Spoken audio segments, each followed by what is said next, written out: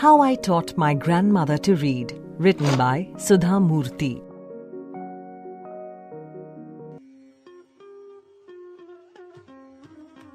When I was a girl of about 12, I used to stay in a village in North Karnataka with my grandparents.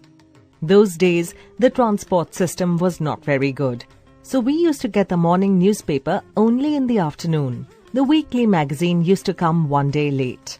All of us would wait eagerly for the bus, which used to come with the papers, weekly magazines and the post. At that time, Triveni was a very popular writer in the Kannada language. She was a wonderful writer. Her style was easy to read and very convincing. Her stories usually dealt with complex psychological problems in the lives of ordinary people and were always very entertaining. Unfortunately for Kannada literature, she died very young. Even now, after 40 years, people continue to appreciate her novels. One of her novels, called Kashi Yatre, was appearing as a serial in the Kannada weekly Karmavira then. It is the story of an old lady and her ardent desire to go to Kashi or Varanasi. Most Hindus believe that going to Kashi and worshipping Lord Vishveshwara is the ultimate punya. This old lady also believed in this, and her struggle to go there was described in that novel. In the story, there was also a young orphan girl who falls in love, but there was no money for the wedding.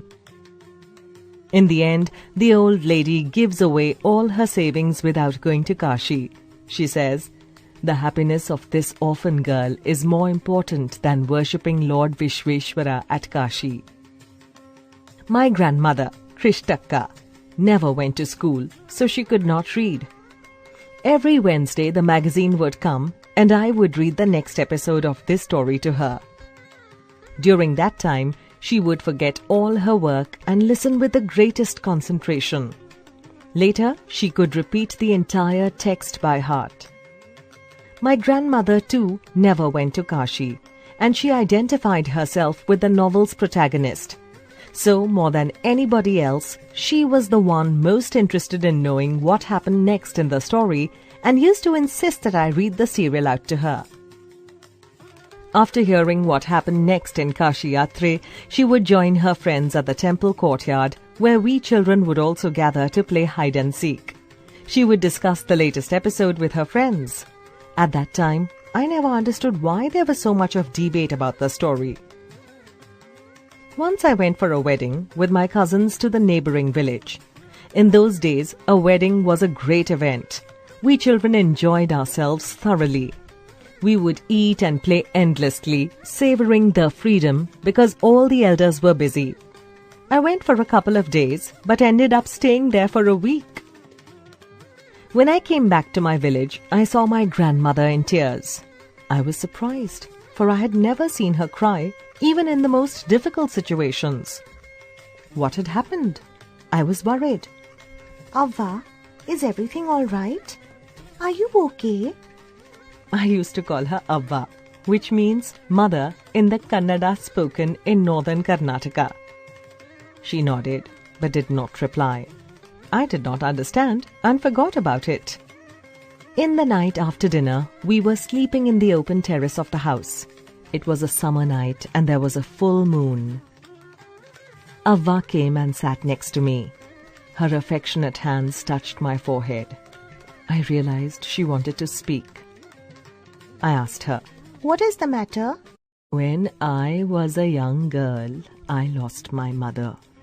There was nobody to look after and guide me.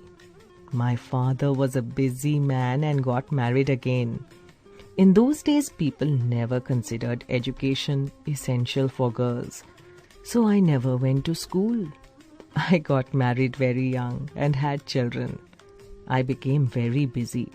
Later, I had grandchildren and always felt so much happiness in cooking and feeding all of you. At times, I used to regret not going to school. So I made sure that my children and grandchildren studied well." I could not understand why my 62-year-old grandmother was telling me, a 12-year-old, the story of her life in the middle of the night. But I knew I loved her immensely, and there had to be some reason why she was talking to me. I looked at her face. It was unhappy, and her eyes were filled with tears.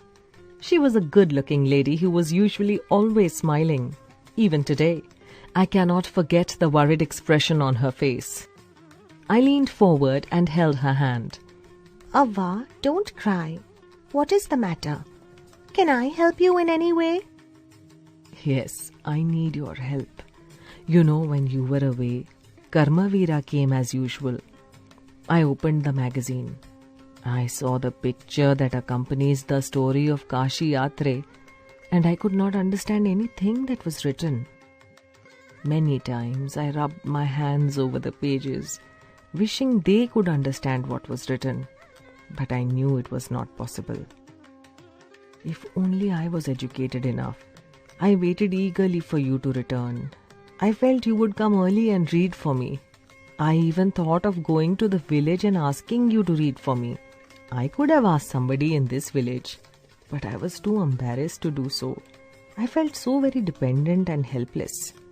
We are well off, but what use is money when I cannot be independent? I did not know what to answer. Avva continued. I have decided I want to learn the Kannada alphabet from tomorrow onwards. I will work very hard. I will keep Saraswati Puja Day during Dasera as the deadline. That day, I should be able to read a novel on my own. I want to be independent. I saw the determination on her face. Yet, I laughed at her. Avva, at this age of 62, you want to learn the alphabet? All your hair is grey, your hands are wrinkled. You wear spectacles and you work so much in the kitchen. Childishly, I made fun of the old lady. But she just smiled. For a good cause, if you are determined, you can overcome any obstacle. I will work harder than anybody, but I will do it. For learning, there is no age bar. The next day onwards, I started my tuition. Avva was a wonderful student. The amount of homework she did was amazing.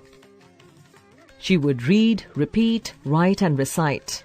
I was her only teacher and she was my first student. Little did I know then that one day I would become a teacher in computer science and teach hundreds of students. The Dasara festival came as usual. Secretly, I bought Kashi Yatre, which had been published as a novel by that time. My grandmother called me to the puja place and made me sit down on a stool. She gave me a gift of a frock material. Then she did something unusual. She bent down and touched my feet. I was surprised and taken aback. Elders never touch the feet of youngsters. We have always touched the feet of God, elders and teachers. We consider that as a mark of respect. It is a great tradition, but today the reverse had happened. It was not correct. She said, I am touching the feet of a teacher, not my granddaughter. A teacher who taught me so well, with so much affection, that I can read any novel confidently in such a short period. Now I am independent. It is my duty to respect a teacher. Is it not written in our scriptures that a teacher should be respected irrespective of the gender and age? I did return namaskara to her by touching her feet and gave my gift to my first student. She opened it and read immediately the title Kashi Yatre by Triveni and the publisher's name. I knew then that my student had passed with flying colors.